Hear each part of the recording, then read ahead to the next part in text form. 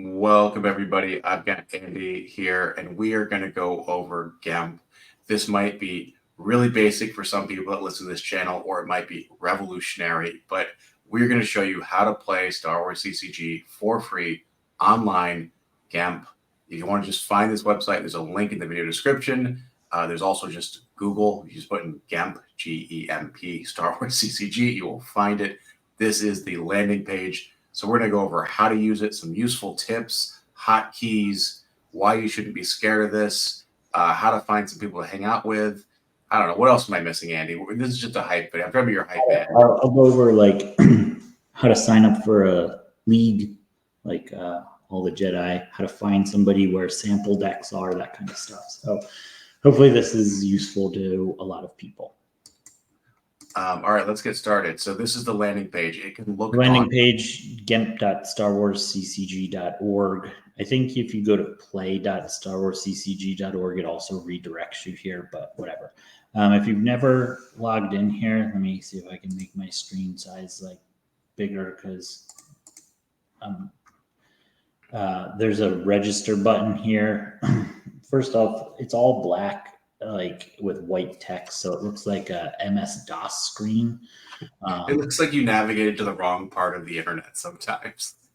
Yeah, you're not going to get arrested going here. It's actually really a great tool and a lot of fun. So, but there's this little button here above the login password thing that if you click on register, you can create a login. It has to be less than 12 characters long, which is like archaic, login technology. My preferred name is 14 characters long, so I can't actually. I feel like this is something you've tried out, and like, why do you know the 12 character rule? So well, already on a side tangent on this video, like a minute in, Fatty, who has an excellent YouTube channel, he dubbed me the Collecticutor. And I wanted to make Collecticutor my Gemp handle, and it's 14 characters, and It tells you can't have more than 12. So you can't have more than 12, and then you create a password and repeat the password. Surprisingly, the password does not need to be a strong password, but your login can't be more. That's fine. If your Gemp account gets hacked, it's not really the end of days. Anyways, so let's get going. Yeah. All right. So you get your login and password, and then you click on login, and it takes you to this this landing screen here. And there's a lot of stuff going on this page, but basically there's three, I guess, windows, tables, whatever these things are called. There's the top one is waiting tables, and it says that there's 8 tables waiting. Then below that, it gives you the format. So this is sealed deck. This is classic no V, which is just one of the different types of retro Decipher card era formats. Premier to Endor, Premier to Hoth, Premier to Death Star 2, Premier to Jabba's Palace sealed deck. So a lot of retro games up right now. Then there's playing tables. So a bunch of open tables are getting played, and then finished tables. This one goes away almost immediately. But it'll tell you what type of tournament it is. If it's a casual game, just pick up against anybody. If it's part of a league, which I'll go over how to join leagues and stuff, and the status it's waiting, and then what side it is. If you're light side so this person posted a dark side and a light side table. So if you want to play this person's light side, you would join table with a dark side deck. If you wanted to play this person's dark side, you join with a light side deck. Not going to get into too much more. Like, you don't really need a whole lot of these other things, other than on tables that are playing, you can click on watch game, and you can go in and watch this game that's happening live. Basically. Which is a really great way of improving your gameplay, I'll just say. And that's true. Also, yes, I'll just note that I think one of the more confusing things is what deck you're using. When you say join table, it took me a long time to figure out that the decks are in the middle there. So you see deck builder. Decks are right here. So you have a deck builder, which I don't know if this will open up on, because I'm only sharing this screen. But if you click on deck builder, did it open? No. It opens up a I'll show this later. I'll share that later. But it opens up a deck building screen where you can add cards into a deck and then save it. And then when you save it, you can come here and you can choose which format you want to join. So if you want to play open, which is like all of the cards, all virtual cards, everything put out by the PC. If you want to play Premier to Death Star 2 or Premier to Hoth, or, these are the different leagues that I'm in. And then over here in the next one, you can choose which type of dark deck. So it goes by dark side first, and then light side, and then all the sample decks. And there's a lot of sample decks. Everybody's account from the minute it's created gets all the sample decks. These are all my different decks that I have. So you can see I've got quite a lot. I have a specific naming convention just to keep them organized, because it just goes by alphabetical order. And so your Premier to Hoth Mains and Toys deck, you just title it Mains and Toys. And then you title it, and then you make another one that's Mains and Toys 2. Like, you don't know what format it's for or whatever. So I have a naming convention that I use. I think we can't see your drop down list, by the way. I'm not sure what's up there. I think it might be in a different screen or something, but it's. Probably doesn't share when I drop down here. But where it says, I guess, where does it say? Dark AOTJ Grinders DS June. That's where your list of all of the drop downs are. I guess when you share screen on StreamYard, it doesn't pick up drop downs, which is kind of. Yeah, it's odd. Well, one thing I'll note about just deck naming is like the more work you do in the front end, the less work you're gonna have to do later. The amount of decks I have were like good deck Hoth. I'm like, what the heck is good deck Hoth? Like, right. So when I label mine, I usually label it the format. So I'll start with so let's say I'm building a retro deck. I'll do like Premier - Hoth, and then I'll title it like Mains and Toys, or Premier - Hoth Walker deck, or Premier - Hoth Dark Side Space, or Premier to Hoth, and like I might have like 5 or 6 decks for a format. Premier to Death Star 2, open, and then I have all different open decks that I have. I probably have like 100 decks in here. Sometimes it can be a little bit unwieldy to, I guess, navigate through 100 decks and whatever. But basically, if you wanted to join somebody's up here in waiting tables where it says like join table, you would click on your decks and scroll down to whichever deck you want to choose. It'll highlight blue. And then you would just click on that, and then you can click join table, and it'll open up a new window or a new tab with that game that's now going to be in progress. If you want to add a table, your own table, you can choose which format you want. Right there where it says open, you can drop down and there's a bunch of different formats. And then you choose your deck, and then you click on create table, which is kind of right there in the middle here. If you want it to be a private game, which like there's certain people, like they're testing a deck out for world championships. They might make it a private game so that nobody else who's going to the world championships can see what type of, tech cards they're testing out or whatever. So you can make it private. If you do make it private, in description, you have to type the other person's name, Gemp name that you want. So like right now you can see way down here in this bottom right corner, there's all these names.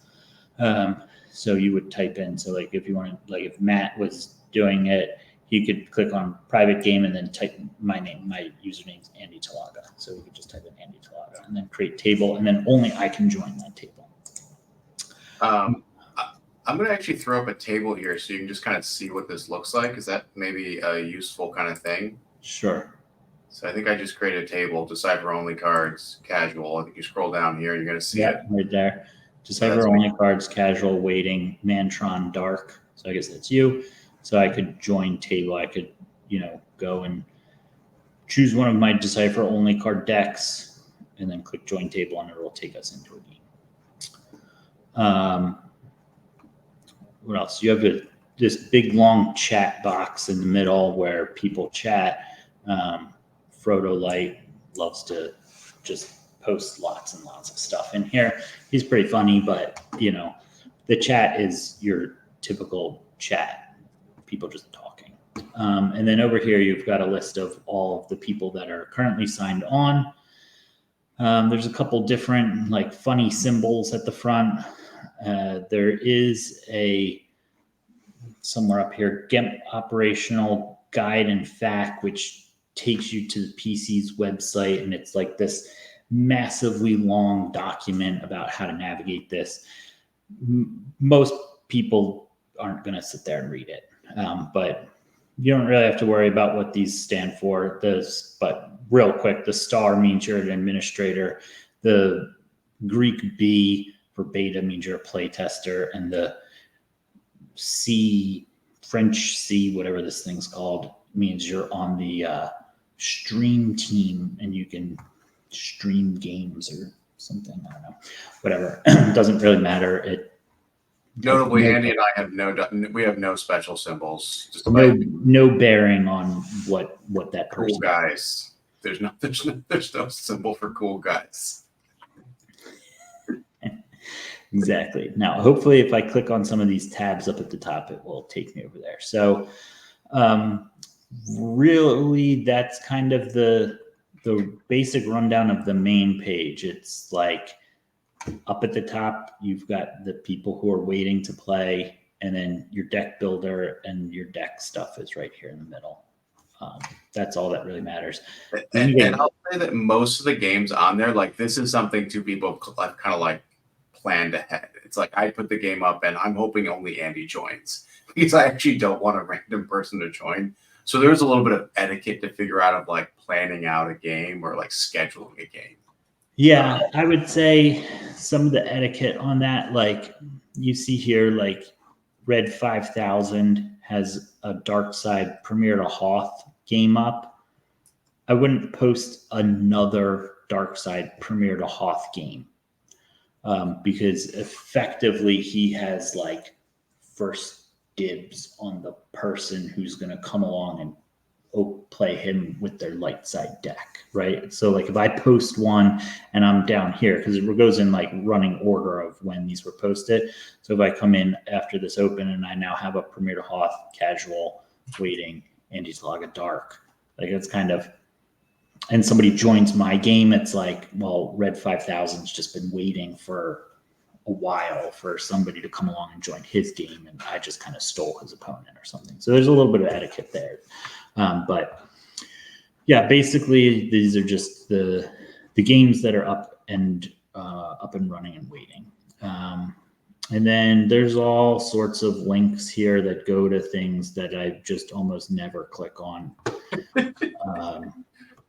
Like I said, there's the Gemp operational guide. If you really want a much more in-depth detailed on how to use this platform, you can click on there. It'd probably take you like, I don't know, 20, 30 minutes to read through everything. It goes to like this old school, like circa like 2000 bulletin board forum. It's like really unusable to me, to be honest. I don't remember UBB code and all that kind of crap for bulletin board systems, so I just kind of steer clear of the PC's website. Well, why don't we get into the deck making tool here a little bit? I think that's probably the most interesting for people to kind of like look at. I'm going to probably have to open up and it's share. Okay. I can just talk at people for 2 minutes while we switch screen, for 10 seconds while we switch screens here.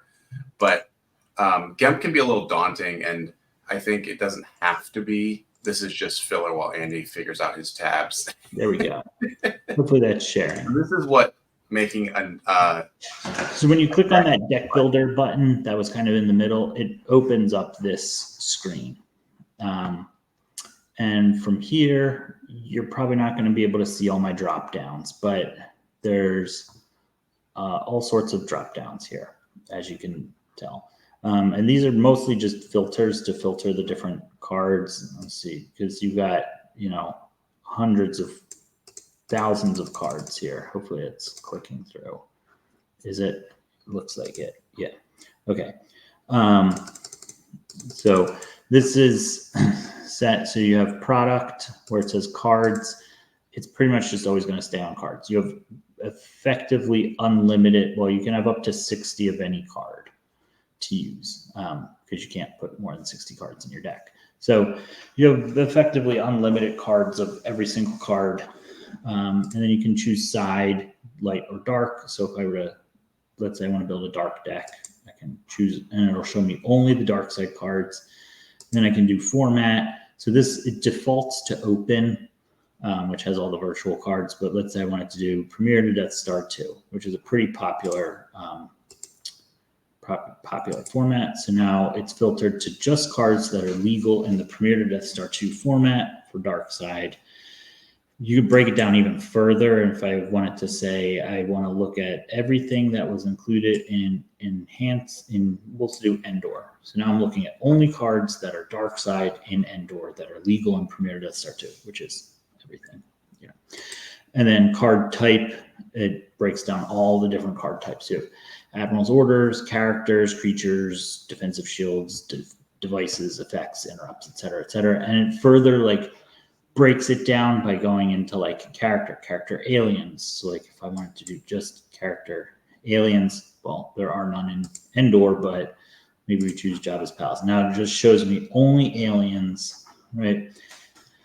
Let's say I want to put Jabba in my deck. I can just click on Jabba. Now it says that I only have 59 copies of Jabba left, but now there's one Jabba in my deck, which is over here. So it says cards in deck, right? And you can kind of just go through and maybe you want some different objectives. I want to build a hunt down and destroy the Jedi deck, and then you just have to, there's a little bit of manual clicking through it where you have to, I have to add in each of the cards that's legal.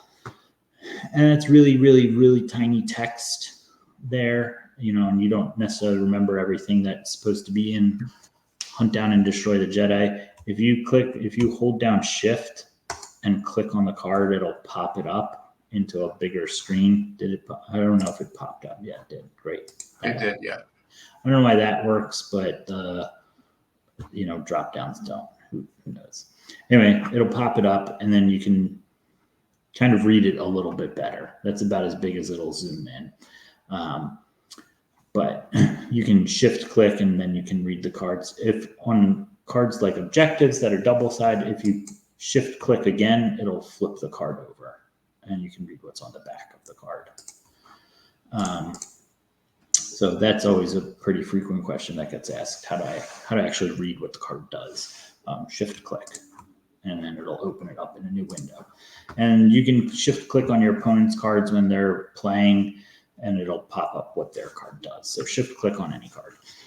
And then you can, add any amount of cards. It'll tell you how many dark side cards you've added. If you say add, I don't know, we'll just add a bunch of cards just for illustrative purposes here.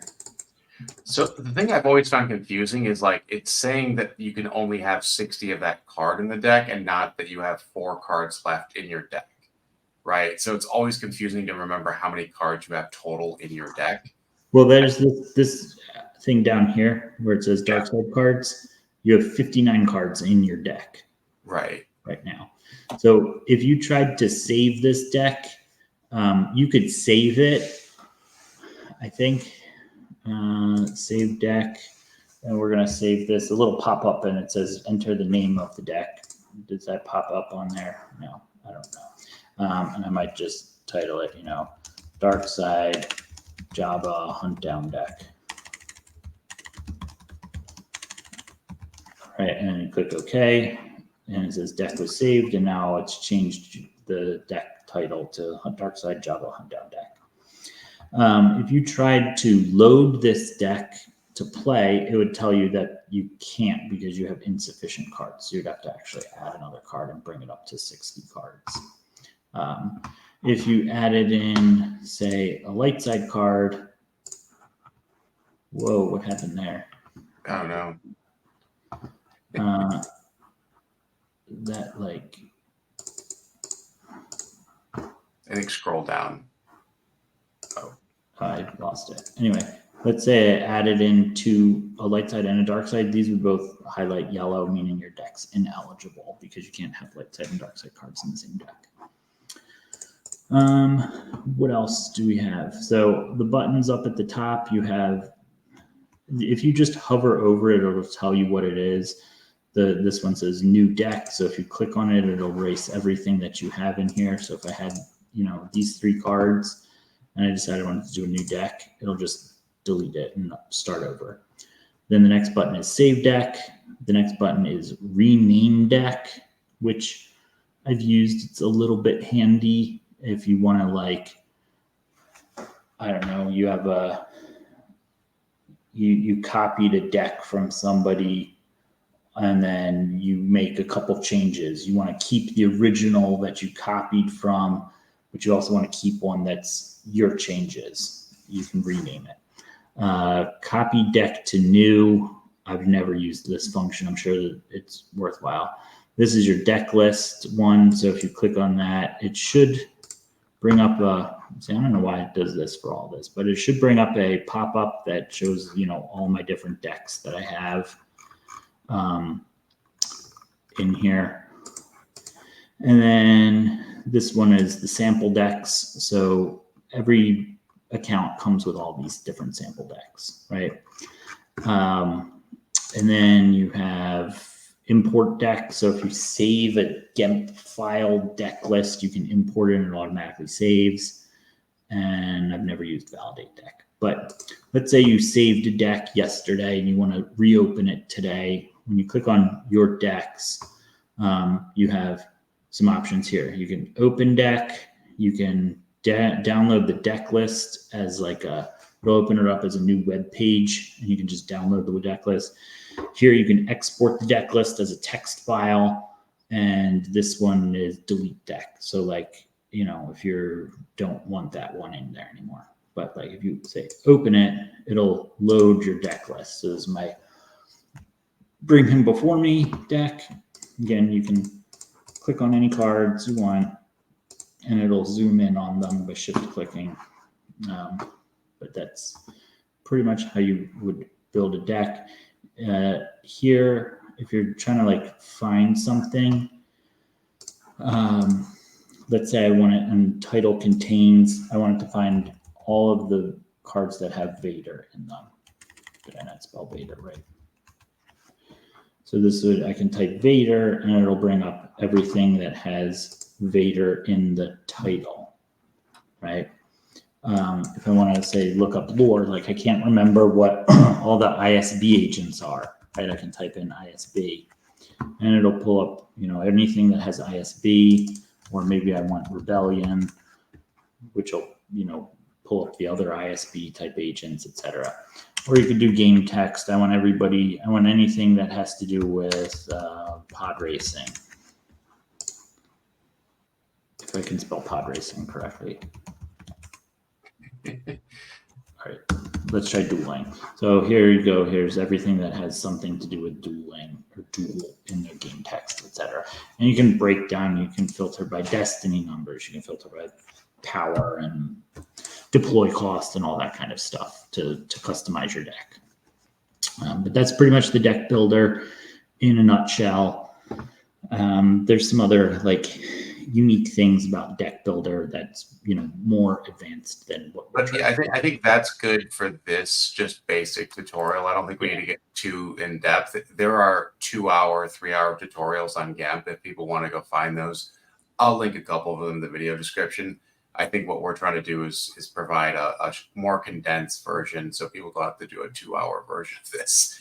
So Andy, any final thoughts here on just sort of Gemp as a platform? It's free. It's relative. I would say just play around with it a little bit to start, and then really once you get a little bit familiar with shift clicking and navigating some of the different tabs that are available, it becomes pretty intuitive to use. It's not really that hard. It just because of the like interface, it just looks daunting, but it's really not. I agree. It's something that was kind of intimidated me for years, and I like finally I'm like, yeah, this is stuff fine. The Discord's also a great link for kind of finding people to play with and hang out with, so I'll leave a link to that as well. But that's all the time we have today. Thanks for hanging out, everybody. Please feel free to post your questions, all that stuff. Andy, you had one last thing to say here. Don't forget to like, comment, subscribe. Absolutely. Thanks for hanging out, guys, and we'll catch you next time. All right, bye. Bye.